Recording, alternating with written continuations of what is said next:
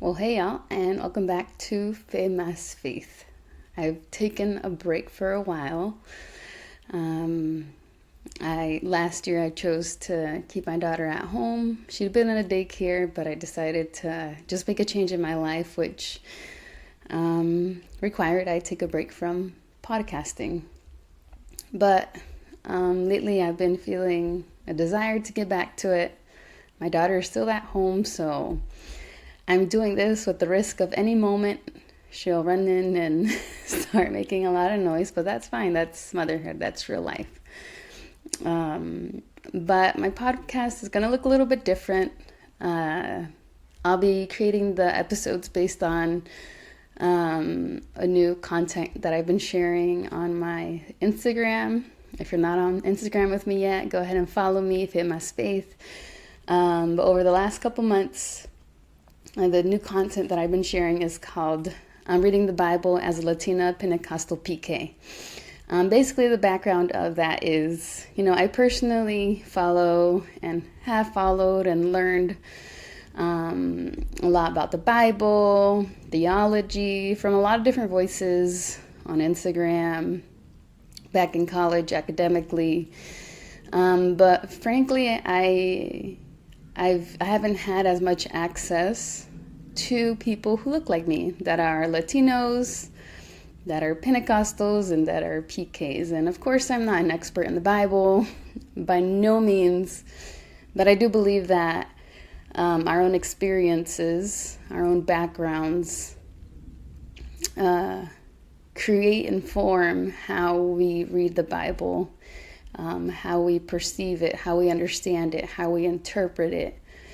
And I don't think it's necessary for people to have bachelor's, master's, doctorates in theology, biblical studies to be able to understand the Bible, because my whole life I've been surrounded by believers with a deep understanding of who God is and His Word, with just an elementary school education from their home countries in Central America. So I'm a strong believer of that.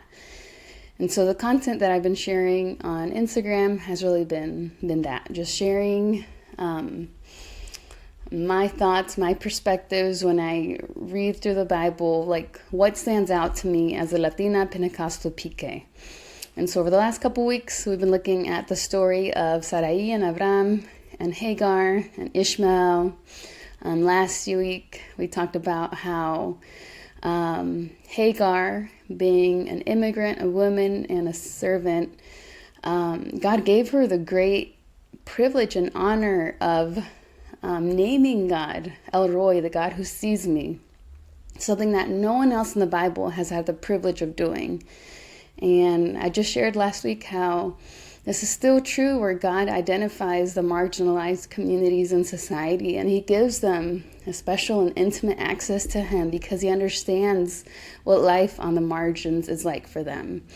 And so today, I'm going to look at what happens next in the story. In Genesis 17:20, we see in that chapter God is talking to Abraham, reminding him that I still have a promise I have yet to fulfill. And at this point, Ishmael was 13 years old. He was a teenager. And, Abraham and Sarah, they thought that, they'd already made God's promise come to life because they had Ishmael through Hagar. But God shows up and is like, no, I haven't fulfilled my promise yet. And Abraham tells God, can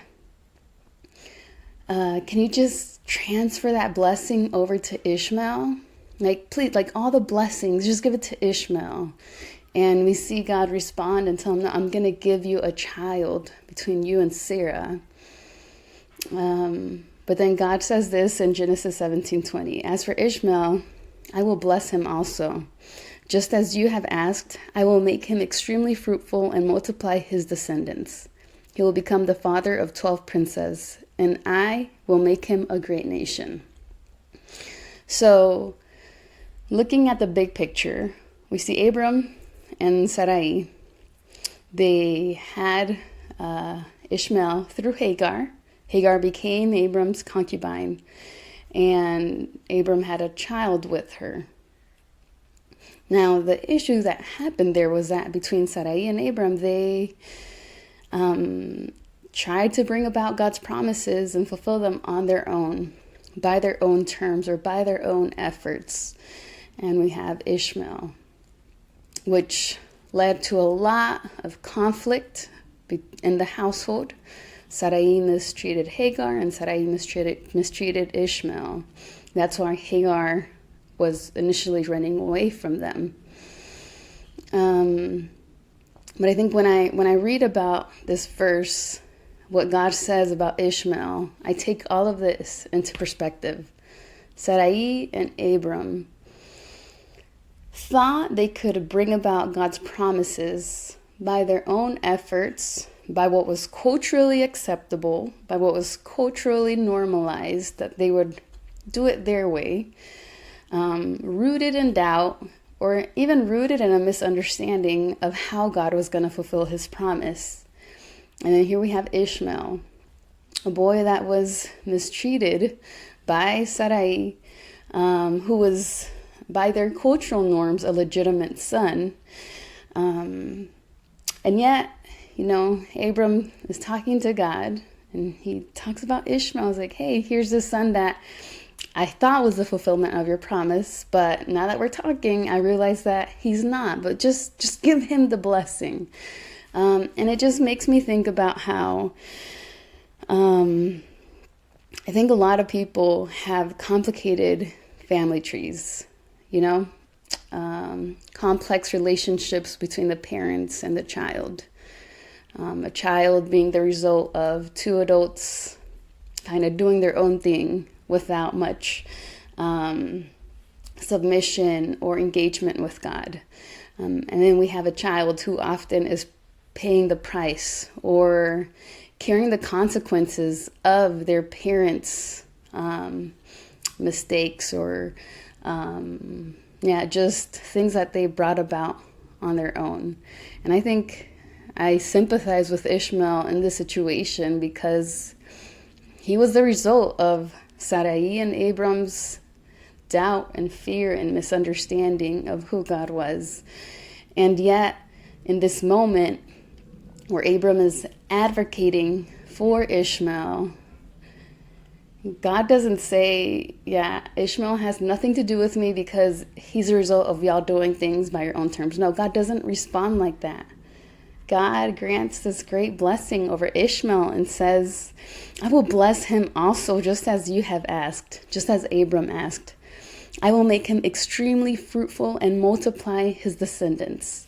Now, for us in the 21st century, this is like, we don't understand the weight of this. But in ancient culture, having descendants, having a lineage, having children was the greatest signal of blessing from God. And so, God not only promises to bless Isaac when he comes along, he blesses Ishmael too. And that just teaches me something so clear about God. And that's that God doesn't withhold his blessings from a child due to their parents' mistakes, or God doesn't withhold his care and his love and compassion to children that are the result of complicated situations. Like, God still sees them and chooses to bless them. And I think just this speaks to those that are part of families that kids have different parents, or the parents have a very complicated relationship. We see Abram advocate for his son, and God responds. And I think this just shows us how great God's love is for his children, that despite us living lives wanting to bring about God's promises by our own efforts, by our own means, on our own terms, we end up in messy situations. We end up in entanglements that are really complicated.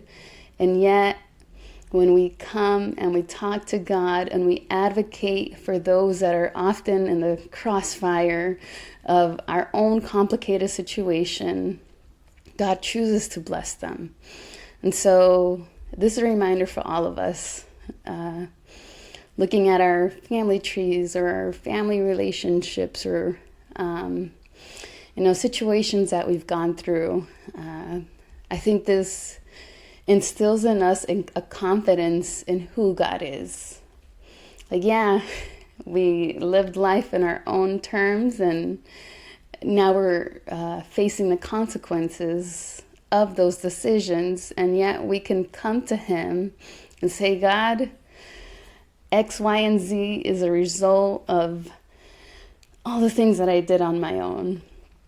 And He will choose to redeem our stories, our decisions. Romans 8 tells us very clearly that for those who love God, all things work together for good. And I think this is an example.